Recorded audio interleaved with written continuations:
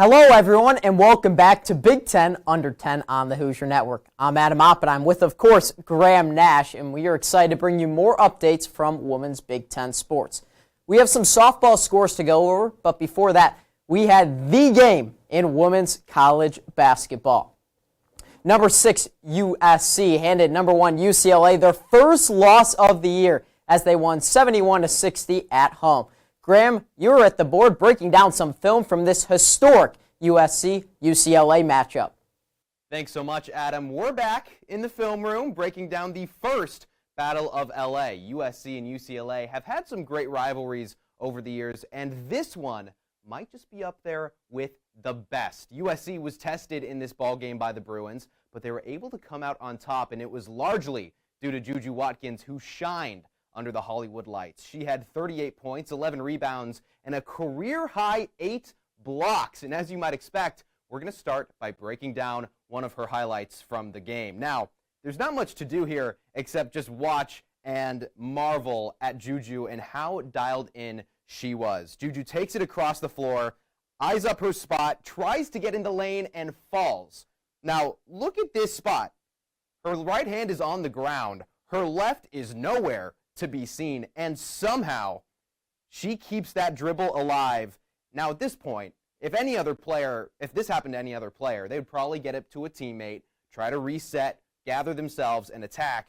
Juju locks right back in on her target, which is Gabriela Jaquez defending, and step back, 3, bang. The second UCLA saw this, Adam, they probably should have thought, okay, we got to change our game plan because she is locked in, and that she was. That being said, though, UCLA did have a lot of chances. In the third quarter, they pretty much owned this ball game. They did a great job of getting Lauren Betts, their best player, involved, and it was largely because of plays like this. Lauren Betts is right here, and this play is really cool because it's a double screen play that got her all the space and time in the world to get an easy 2 points. Keep your eyes up here quickly with Timea Gardner. Gardner gets a screen, which puts Juju Watkins way far behind. So much space for Gardner. And as this happened, she's got a teammate right here that's moving in a very similar way to her, kind of around near Lauren Betts in this kind of circular motion. And so it throws the USC defender off who is guarding Lauren Betts. And then this screen comes from Gardner. Juju is late getting to this cover, just kind of gives her a bump, and then is trying to re-find Gardner, and it is the easiest 2 points that Lauren Betts got all ball game. They were doing such a good job of freeing her up down low with plays like that. Now, that being said, USC took back control in the fourth, and, as you might have guessed, it's because of Juju Watkins, but not necessarily because of her offense, because of her ability to set up her players. Look at this. Juju's going to get the ball. She drives. And, of course, you've got the eyes of her defender watching her.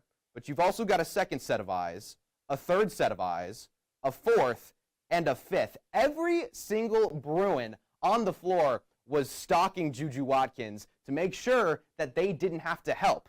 What that does is it allows Kiki Iriafen, oh, that's the wrong tool. It allows Kiki Iriafen to come over, set a screen for Avery Howell, and Howell is going to get this pass from Juju Watkins and lace a very, very important 3. So USC, they took down UCLA 71-60 in what was the Bruins' first loss of the season and USC's third straight win in this series. UCLA has 5 more regular season games, and USC has 4. Both of them, Adam, are going to end their regular season in Westwood for the rematch on March 1st. Great work, Graham. That rematch on March 1st is set up to be another great in-state matchup. Now we move back to some of the other scores in the Big Ten. UCLA did pick up a big bounce-back win against 22nd-ranked Michigan State, 75-69. The Bruins were also without their best player, Lauren Betts, for this game. 6th-ranked USC scraped by Washington, 69-64.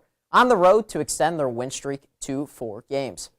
The number 9 Buckeyes picked up a big overtime win over the Golden Gophers, 87-84. It was nearly an amazing comeback by Minnesota as they were down as many as 12 with 5 minutes left in the fourth quarter and came back to push the game into overtime.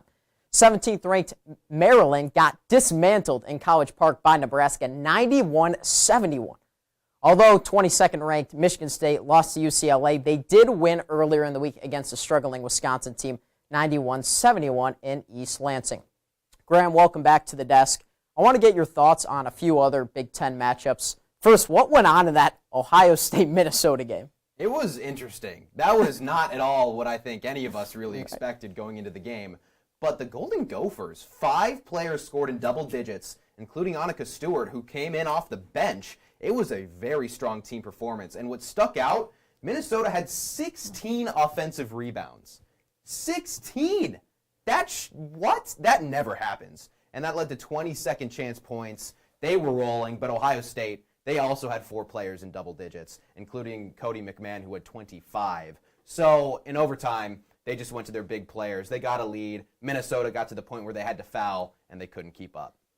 Ohio State takes the win in that game against Minnesota. Now going back to UCLA, how did the Bruins get it done down the stretch, especially without Lauren Betts? Yeah, it felt more a little bit like they might have been given the win than they won it, because there was that late technical foul on Michigan State's bench that gave them a couple free throws. It was a one-possession game with a few seconds, and that made it a two-possession game. So, but besides that, to be fair, Kiki Rice was phenomenal. She had a great game, 16 points, 7 assists, 4 rebounds, 4 steals. And this game, to me, was just proof that UCLA can get it done without Lauren Betts, which was a big question. So they're going to be dangerous come tournament time. They definitely can against a Michigan State team. Not sure if that would work against USC. It's true. Last game we're going to talk about is the upcoming Michigan State-USC game. That's coming up in the middle of the week. What do the Spartans need to do to upset the Trojans? Don't foul out. There are 2 Michigan State Spartans that fouled out against UCLA. 2 of their better players, Errol, fouled out, and Jada Simmons also fouled out. And a couple other players had 3 and 4.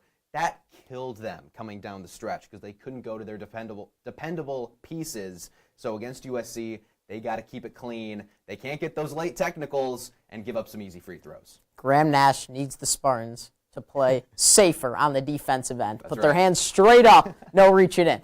Let's change gears from something that is ending the regular season soon to something that is continuing non-conference play. We are excited to bring you scores from softball the past week. 4th-ranked UCLA is undefeated no more after wins over number 10 Oklahoma State, 12th-ranked Alabama, number 24 Kentucky. They dropped the game to unranked Virginia 7-6 as the Cavaliers walked it off on a home run in the 7th. Number 20 Oregon has won 5 straight. They lost to unranked Arizona State 4-3 in 8 innings late last week, but bounced back to win 5 games in just 3 days. Lastly, the 21st-ranked Northwestern Wildcats won just 2 games out of 5 in the Purple and Gold Challenge. The 2 wins came against UT Arlington. They lost 3-0 versus number 18 Virginia Tech. It didn't end there for the Wildcats as they lost a pair of games to 7th-ranked LSU, 7-1 and 8-0. Graham, we're still in non-conference play, but what team or game stood out the most to you?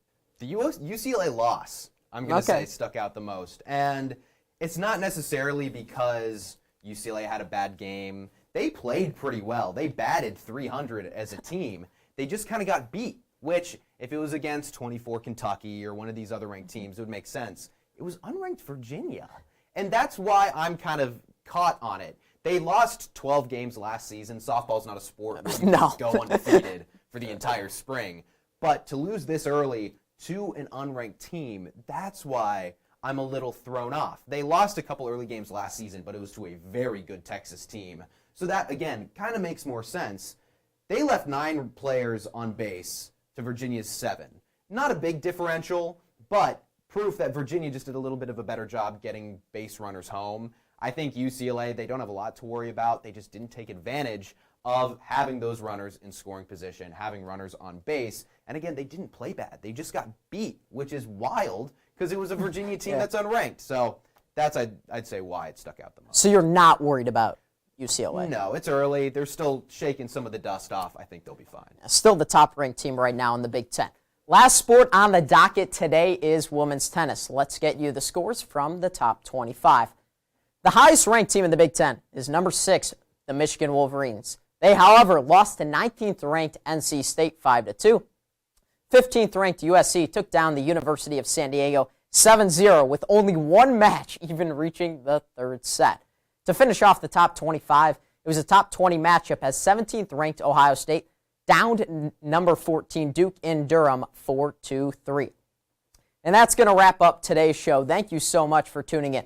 Big thanks to our producer Colin Dusek and teleprompter Henry Thuss for making this all possible.